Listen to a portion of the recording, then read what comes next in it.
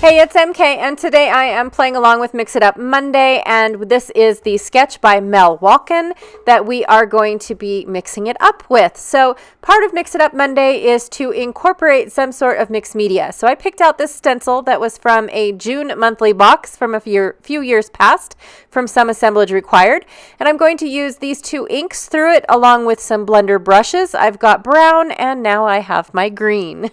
Forest moss and gathered twigs. I also think I'm going to ink some edges with walnut stain just for something different, and I'm going to add a little bit of splatter in gold. I have these two pictures of the hidden caves over in Fallon, Nevada that I took my kids to during a what's it called? Family reunion. Yes, that's what it was called. And so it was super fun because almost the whole family joined us in walking the trail to go to and get to the hidden caves. All right, I'm also going to map my photos on this polka dot paper that is from a Simple Stories collection from a few years back. I think it was one of their fall collections. I'm not really sure. Simple Vintage Country? I don't remember, you guys, but it was a fall collection from Simple Stories. And then I've got lots of border strips and things like that from various collections. Some of them are close to my heart. Some of them are 49 in Market. And then I think one of them is Creative Memories. I don't remember. I'll have to see the other side when I actually glue them down. So the first thing I'm going to do is map my photos so that way I can put my border down and then trace my photos so I will know where to put all of this mixed media, because the last thing I want to do is put a lot of mixed media down and then it all gets covered up. So I'm going to build my border. I know that I'm going to make the mushroom border a little bit wider than what I want because of the fact that I want to make sure that I see both sides, because when I put a strip down the middle of it, it's almost like it's two different pages. So I'm going to rip it in half and make it go a little bit wider. So when I put my border down, I drew a line that was on the wider side. And then I'm going to go ahead and stack my photos, trace those out. And then when I cut down my photos, I had this really cool ripped border from my polka dot, and I thought I would incorporate that into my strip as well. Now, one of the things I wanted to mention really quickly is that I did end up turning Mel's sketch only because my papers went vertically instead of horizontally. So that was the only reason why I ended up taking taking her sketch and flipping it on its side. So now that my pencil lines are in place, I feel more confident with putting down all of this ink. Now I definitely probably could have picked a smaller stencil and then gotten a more of a pattern. But in the end, I actually like how it turns out, even though the stencil work is barely visible underneath all of the embellishments and things like that. So I do really end up liking it. I haven't shown you guys what my embellishments are yet because I haven't picked them out yet. I had an idea, I had a thought process, I had paper, and I was just super excited to get started with it. That's all that I have to say about that.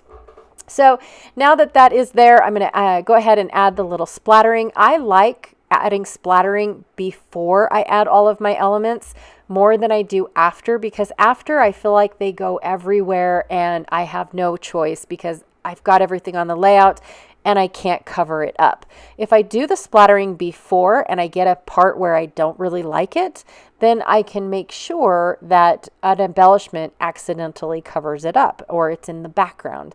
9 times out of 10, I forget the splattering.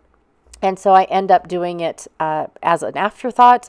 But I do really like splattering before I go on work on a layout rather than afterwards. Just to let you guys know, that's my preference. I'm going to take all of these strips and go ahead and ink all of the edges.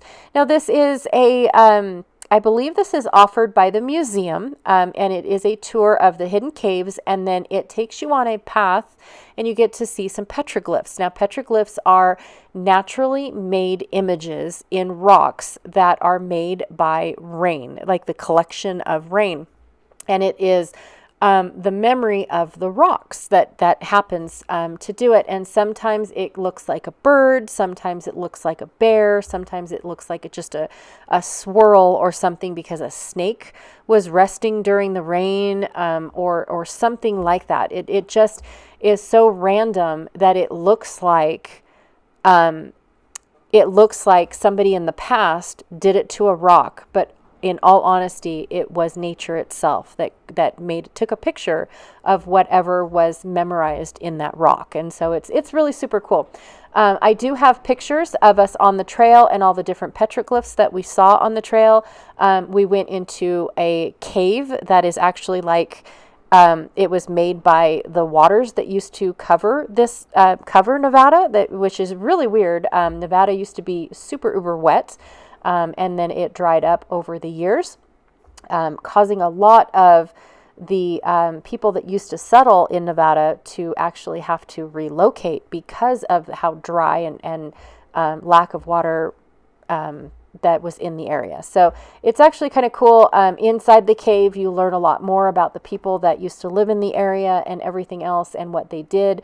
The rocks were sharp and they were able to, cut things open with them and use the rocks as the tooling, and stuff like that. So it was really cool. But then you get into the hidden cave, and that's where you really find out about how deep the civilization goes. Like we go down here and this is, X amount of years for this one. And then you keep going down farther and farther and farther. And you just get to see how long the civilization actually lasted before the desert came. So it is really cool.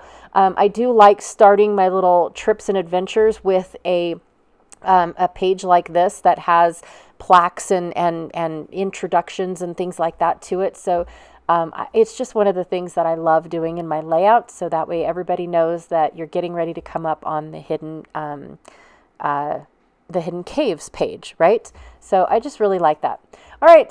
Also on Mel's sketch, which I almost forgot about, she had these little banner pieces in the upper left and the lower right. And because I flipped my page, I decided to flip the banner pieces as well.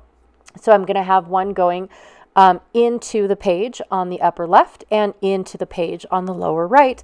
And I'm just using the same polka dot paper. I feel like it's a good mix, and it brings that polka dot paper all across the layout. I really like how it's bold, but it's subtle at the same time. So I really do like that. And then when I flipped it, it had this really cool orange wording, orange texting on it. So I decided to flip them both and get that really cool orange that matches a couple of the leaves that I found to add, and also the museum side building.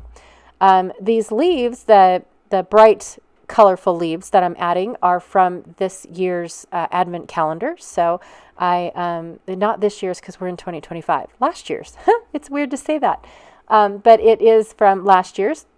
All of the cut apart images that I am adding are from either a Paper Rose collection called Mountain Trek or a Minte collection called Wilderness. And then, of course, I've got two wood veneer pieces. One is me, it's a prototype of me playing around with a tree stump. I'm not sure if I like it or not. And then the other one was from my advent calendar. It was actually from day 25 from 2023. So that's that. And then I found a very lonely film strip from 49 and Market, and I decided to cut it in half and add it into my corner pieces. All right, you guys, so that is my layout for today. I had a blast creating this layout, recreating Mel's layout. It was a great sketch. I really had fun adding this, and I'm glad that I picked the stencil that I did, because I like what little pieces you can see behind all the embellishments. Don't forget to check out the playlist down below for everyone else that is playing along with Mix It Up Monday and all their mixed media layouts, and I will check you guys all later. Thanks.